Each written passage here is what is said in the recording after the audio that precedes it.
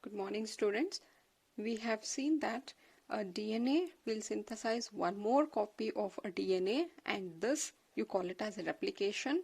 And from the DNA, now we have got a single-stranded mRNA, and that we called it as a transcription. From DNA to mRNA, you called it as transcription, and further it is this mRNA which will be translated into a protein. You call it as a translation. Here from one nucleic acid we have got the another DNA to RNA. Both of them were a polymer of nucleotides. Now here this is a polymer of nucleotide and proteins are polymer of amino acid. So let us see how exactly the mRNA, the single stranded mRNA, is translated into a polypeptide chain.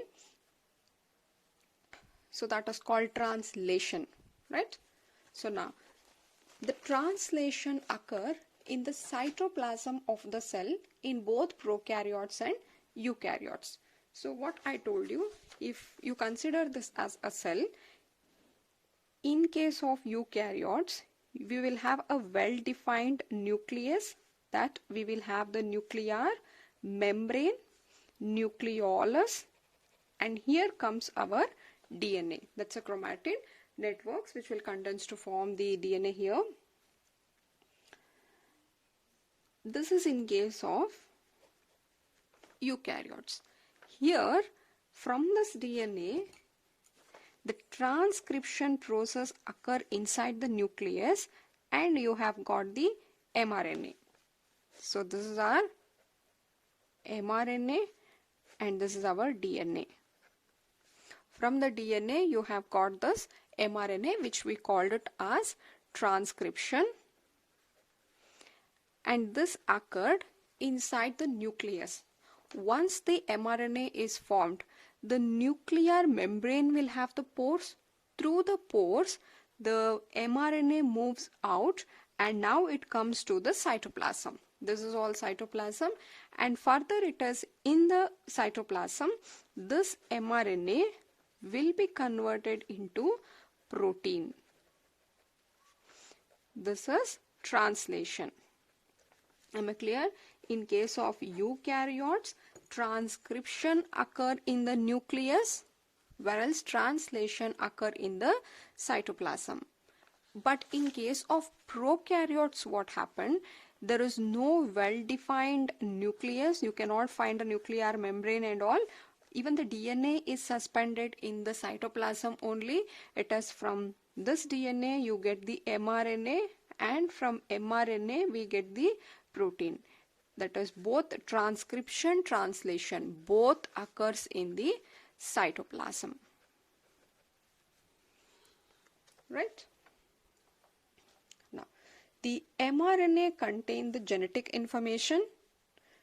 Whatever the information was present on the DNA, it has been carried by the mRNA. Now mRNA contains the genetic information which is translated into amino acid sequence, and that happens with the help of tRNA. So this polymerization of amino acids, many amino acids join to form a polypeptide, and this you call it as a translation. And you need a bond to join many amino acids, and the bond which exists between two amino acids are called peptide bond. Since a protein is made up of number of amino acids are joined by many peptide bond, you call the chain of amino acid as polypeptide, because you can find many peptide bonds. Poly meaning many, peptide is a bond. So the translation involves following step here.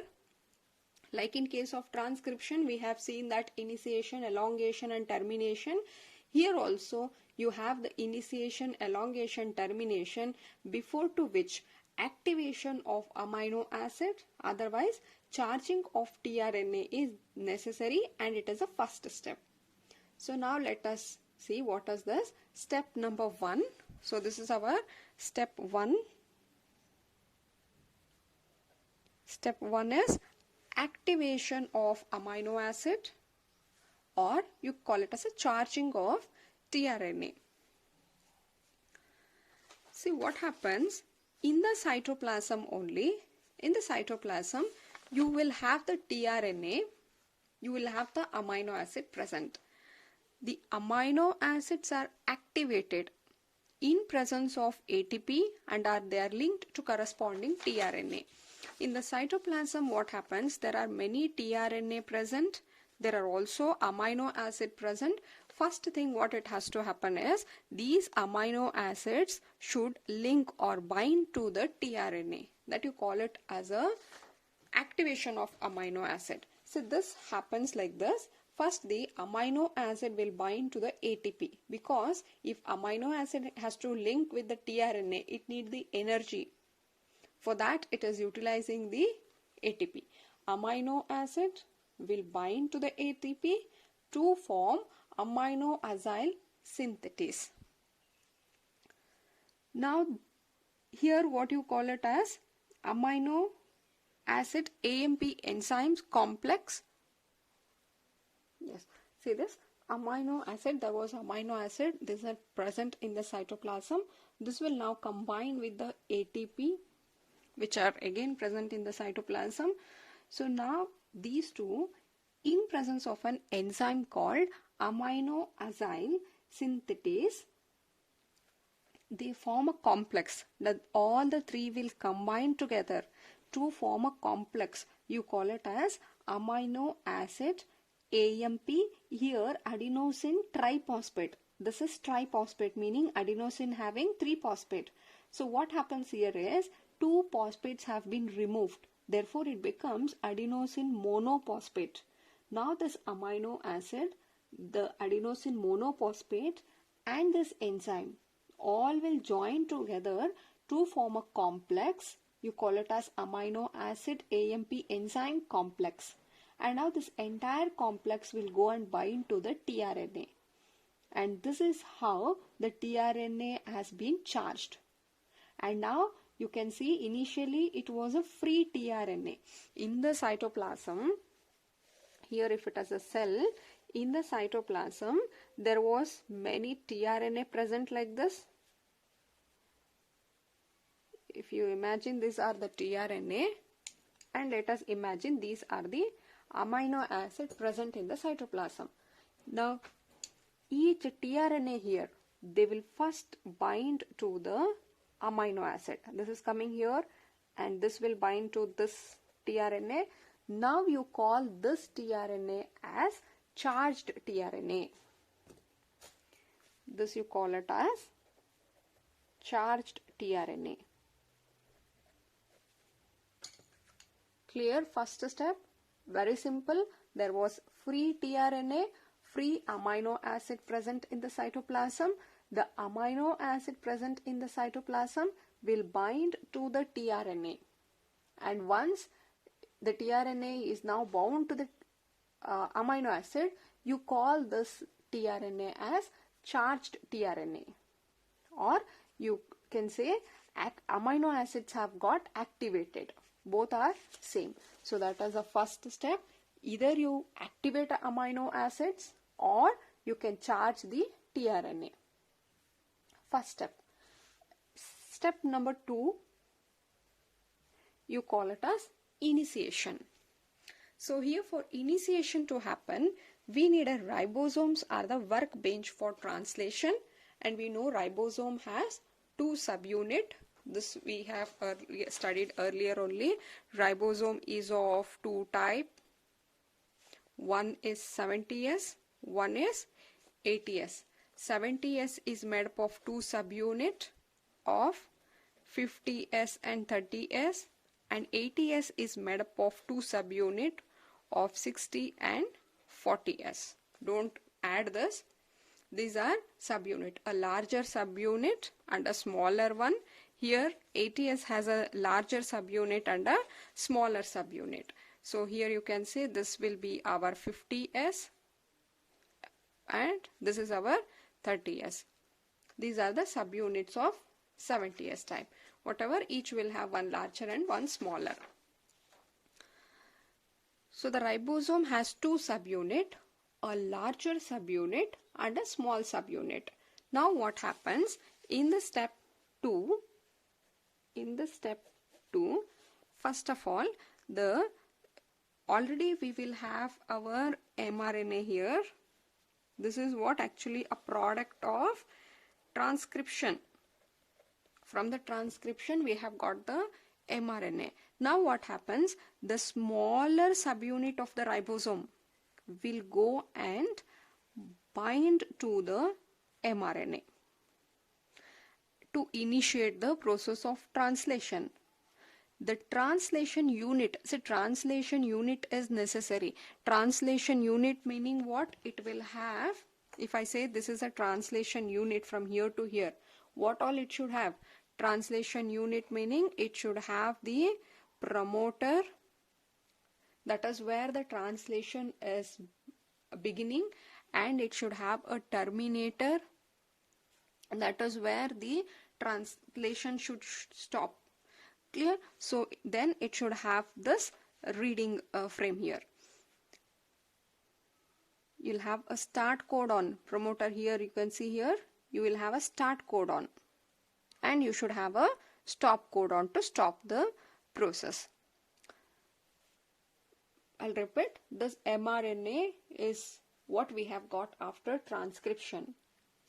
Now, as a second step, the tRNA which was present in the cytoplasm will bring the amino acid here. This amino acids will get bind to the tRNA, that is called activation of amino acid. Our tRNA is charged. Second step is initiation of translation. Now here to the mRNA, first thing is the smaller subunit of the ribosome will bind, and wherever it binds it will have the start codon and it will have the stop codon here. Not here. On an mRNA it should have, suppose let us think here is our stop codon. The smaller subunit will bind to wherever the start codon is present here. So now next step is the tRNA which was carrying the amino acids will get attached to the first codon on the mRNA. See tRNA. So this is, I'll write this diagram again.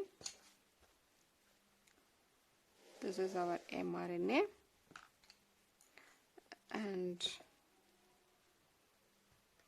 this is our ribosome smaller subunit.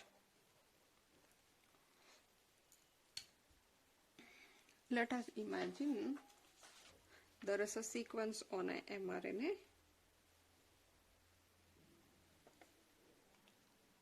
Just I have written few codons on the mRNA. These three is our first codon. This is our second codon, third codon, fourth codon.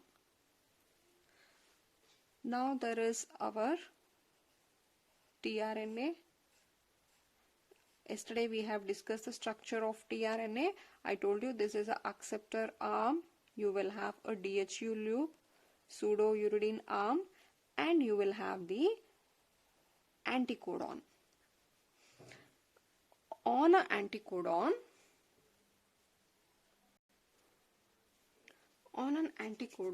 there are anticodon present. So here the anticodon is, here it should have U because it's A here, U. For U it should be A, and for G it should be C. This is an anticodon. So to understand this, codon and anticodon should be very clear. So what are codons? The three nucleotide here, this is 1, 2, 3, the three nucleotide which are present in the mRNA. This is our mRNA, and we know that each one, this is one codon, second code, third code, fourth code, each will code for particular amino acid. Here we know that always AUG is a start codon, and it will code for a particular amino acid. We have seen here previously AUG. Where is AUG? Here you can see AUG is going to code for methionine. So AUG will code for methionine. And how about this CUC? CUC, you can see here, CUC will code for leucine. CUU will also code for the leucine. UAC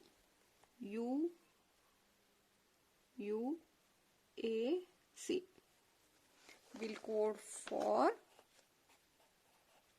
tyrosine. This is the codons. Codon, the 3 nucleotides in a mRNA, and each codon will code for a single amino acid. This is regarding the codon. If I say anticodon are also 3 nucleotide, but they are present on the tRNA. This is our tRNA. You can see 3 nucleotide here.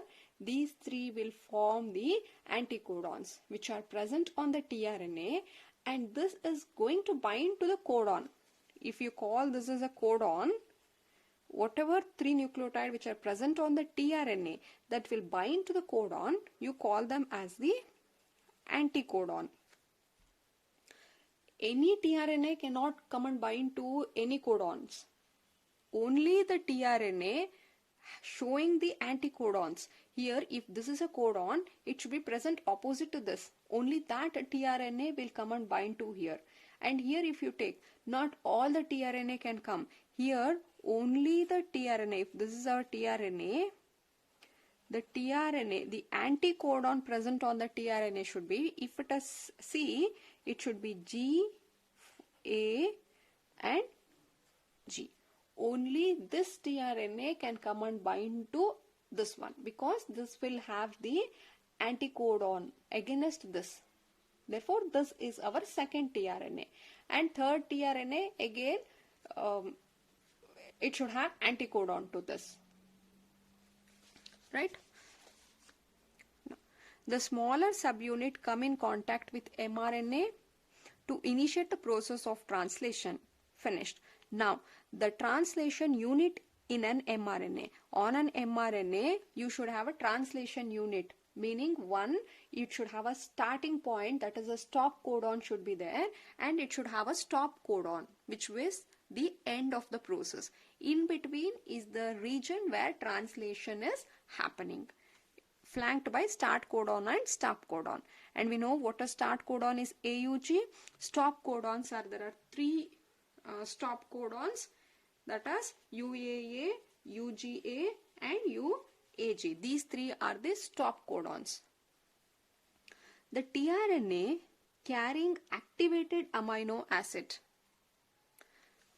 methionine, get attached to the first codon on the mRNA. Why methionine? Because we know that AUG is a start codon, and always the tRNA here, which is having an anticodon for this, will bring a amino acid called methionine here, and this is going to bring leucine. This is a first codon, second codon. On the first codon, you have a tRNA which is carrying the methionine here.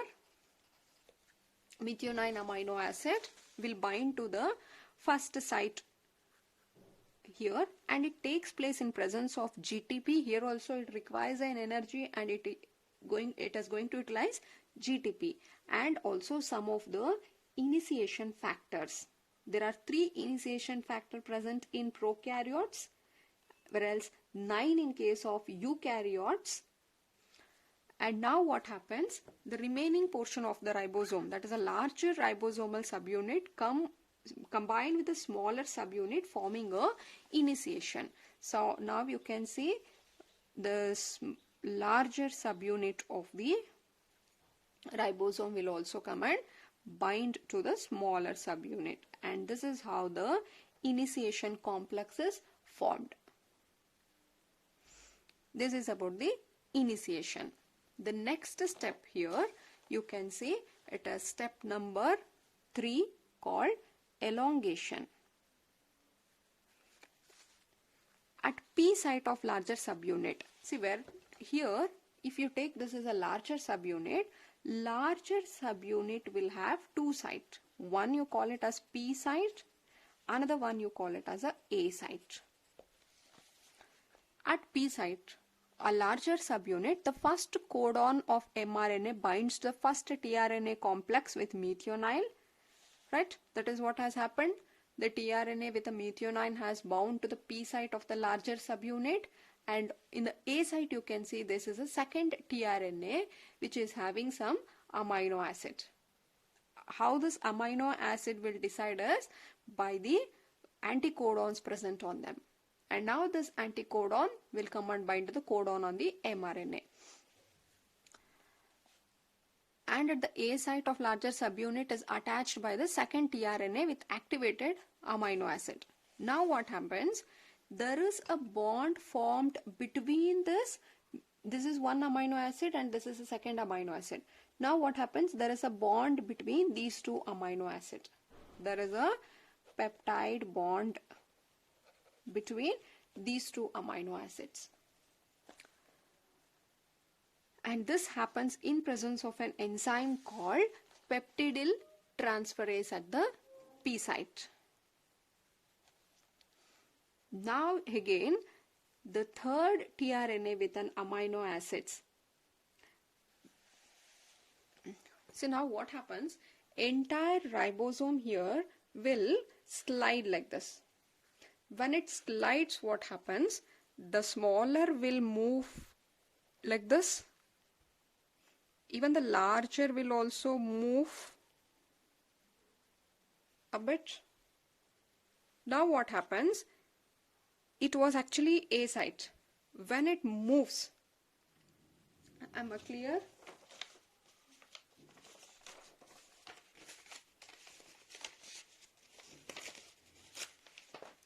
See, suppose initially, let us imagine this was what? AUG P site and this was A site. If you imagine if this has moved further, now you can see here, this will become, earlier what it was? It was A site, right? See, now here it was AUG was in P site, CUC was in A site. When I move like this, CUC which was in A site is now in the P site, and now in A site it is CUU. So now this is free. Now what happens to this? Our third tRNA. Here our third tRNA, and here if it is CUU, what should be the anticodon? For C it is G, for U it is A and A. So now the tRNA with an anticodon GAA along with some amino acid, it is along with the leucine, it will bind to the, here it is now, it will bind to the A site. Now what happens? There is further bond between these two lysine now. A peptide bond is there. Earlier it was methionine, leucine has joined, and there is one more leucine now joined here. And once this happens, now you can see CUC is in P site, CUU is in A site. Now this will further move. So now what happened? CUU will come to the P site and now A site is vacant. To this vacant position, the fourth tRNA along with the amino acid will come and bind. Hope I am clear. I'll explain this once again. Elongation. Yes, this is our mRNA. mRNA, he is carrying some sequence here. The smaller subunit of the ribosome will bind. Then it is the tRNA. The tRNA are not empty here. The tRNA should have some amino acid, because in the first step only the tRNA will get activated, that they will be bound with some amino acids. So these are called what? Charged tRNA. So now the charged tRNA, that is tRNA with an amino acid will come and bind to the first codon. Always here AUG will be the first codon because these are nothing but the start codon. And for AUG, if these are the codon, these three nucleotides which are present on the mRNA, which will code for particular protein, these are called as codon.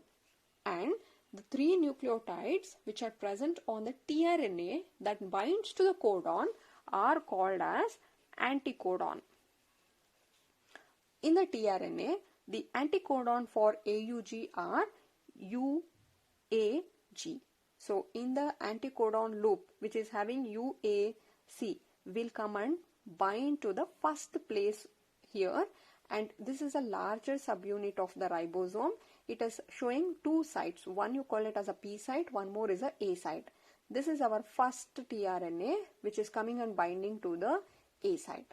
And now, P site, and now it is A site is vacant.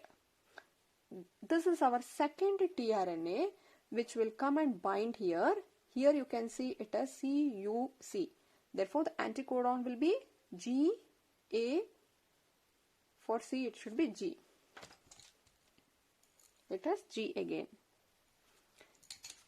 Now this will come and bind. Now between these 2 amino acid, there is a bond, a peptide bond formed by the help of the enzyme. Once a bond is formed here, entire ribosome will slide to the next, it will slide over the mRNA. So what happens? This will just shift this way.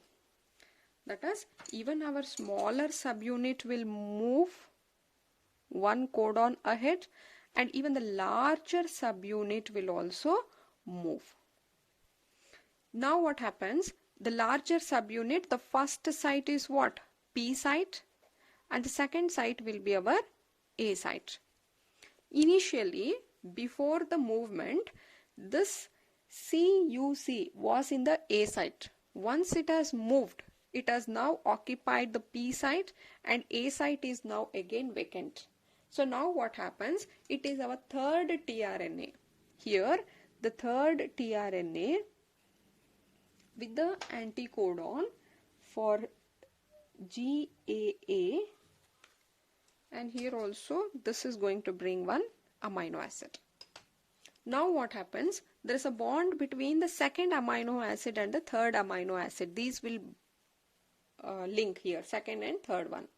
Once this happens, again our ribosome will move 1 codon ahead.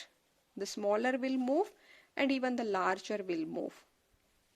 When it is sliding, again here the P site has been changed. Now in the P site it was this codon. Once it moves, the P site is having CUU, and this will become our A site, which is vacant, and now it is our fourth tRNA with amino acid. Now it is our fourth tRNA with the amino acid will come.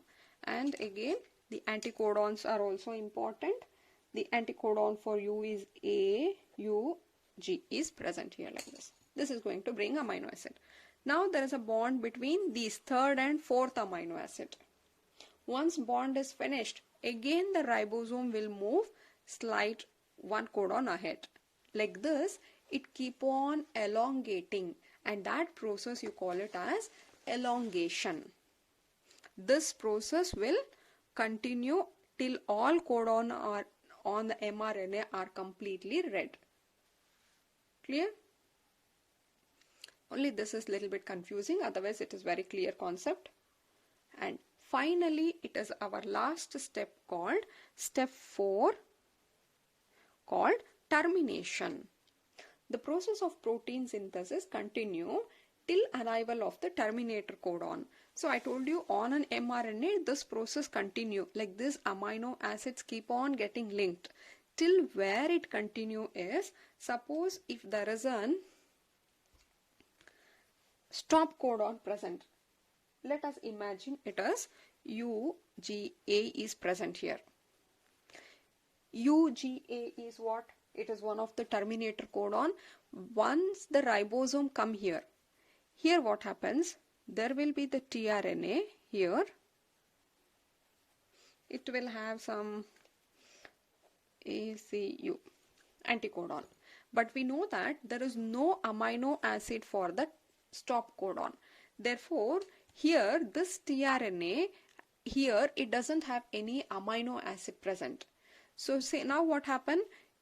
There is no bond, there is no bond between this. Here there is one amino acid. If you just imagine, it is our previous one. It has come till here. Once it comes, they are bringing the amino acid here till. But here there is no amino acid and there is no bond formed between these two, and therefore here it will stop the process, and that is called as the termination. Protein synthesis continue till the arrival of terminator codon on the mRNA at A site. As these codon do not code for any amino acid, it terminates the process with the help of base releasing factors, and this is how the process will end. And finally you can see there are amino acids like this linked with the peptide bonds. So now these amino acids, these are all amino acids with the peptide bond. So what we call this? These are nothing but the protein. Here I told you the amino acid, the first amino acid is our methionine, will link to a leucine, to leucine, again to the tyrosine. Similarly, there are many amino acids joined. It will continue till we get the terminator, and here is our last amino acid. Once it get the terminator, there is no amino acids, therefore no bond formed between, and process is stopped. Right? Just go through this. Translation has 4 steps. First is activation of amino acid or charging of tRNA. That amino acid should come and bind to the tRNA. Next is initiation. There will be an mRNA to which smaller subunit of ribosome comes and bind, and tRNA, which is carrying the amino acid, will come and bind to this mRNA. And now left over is the large ribosome subunit come and combine. With that you get the initiation complex. Elongation. On a larger subunit we have P site and A site. To the P site, the first tRNA along with the amino acid comes and bind, and to the A site you will find the second tRNA carrying the amino acid. There is bond formed between these two amino acid, a peptide bond, and after completion of this, entire ribosome will shift one codon ahead. So now what happens when this shift happen? A site, which was, see, this was earlier A site. When this shift, A site will become P site, and the next one will be the vacant one. And to the vacant position, our third tRNA will come and bind with the amino acid. And now there is bond between second and third. And once this is completed, again it will slide like this. Now this will become our P site and this is our A site. To this A site, our fourth tRNA will come and bind, and bond is formed between these two. And once this happens, this will move. And now once it moves here like this, this will become our P site and A site is vacant now. Here there is some codon present. So now the next tRNA will come and bind. So this is how it keeps on elongating until where? Until it gets this stop codon on the mRNA. Clear? With this, we will complete the translation process. Thank you.